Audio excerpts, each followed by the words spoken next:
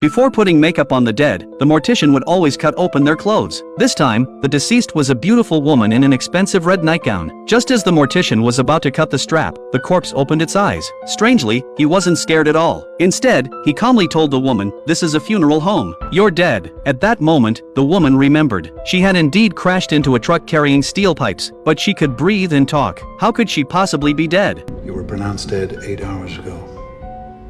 Your blood no longer circulates through your body. Your brain cells are slowly dying. Your body's already decomposing. Seeing that the woman still wouldn't believe him, the mortician had to show her death certificate. It clearly stated her name was Anna, and the cause of death was massive internal bleeding from a car accident. After saying that, he took out a sponge and wiped her wound. Anna asked what he was doing. The mortician told her, "I'm going to restore your body so you can look beautiful at your funeral." But Anna still felt she wasn't dead. She begged him to let her go. She swore she wouldn't tell anyone, but the mortician didn't care. He placed a ceramic pillow under Anna's head and started sewing her wounds. Strangely, Anna felt no pain at all. Just as he was halfway through sewing, the doorbell rang. It was Anna's mother, who wanted to see her daughter one more time. Seeing her daughter lying peacefully on the embalming table, the mother wept bitterly. The funeral was set for Friday. She told the mortician to make her daughter look beautiful. Then she turned and walked away, looking deeply saddened. The mortician secretly breathed a sigh of relief and quickly covered Anna with a white sheet. But then the mother suddenly turned around. She was a brunette. I'd like it back to that color. Of course.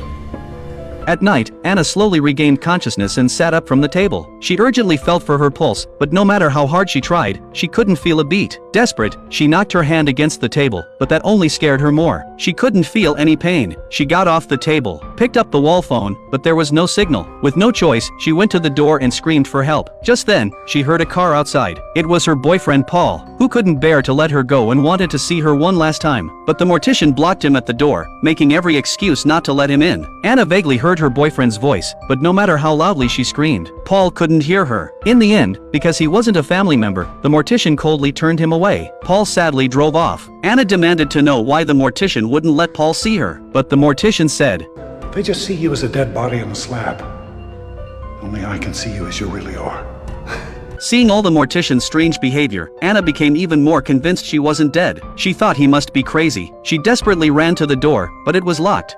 Look, I'm breathing. I'm breathing. Maybe I was in some kind of coma and the doctors made a mistake. You died, Anna. The mortician explained that the reason he could hear and see corpses talking was because he was born with a special gift, the ability to speak with people who were caught between life and death. In other people's eyes, Anna was just a cold, dead body. Anna didn't believe him. She started raging, knocking everything in the room to the floor. But what broke her spirit was that even when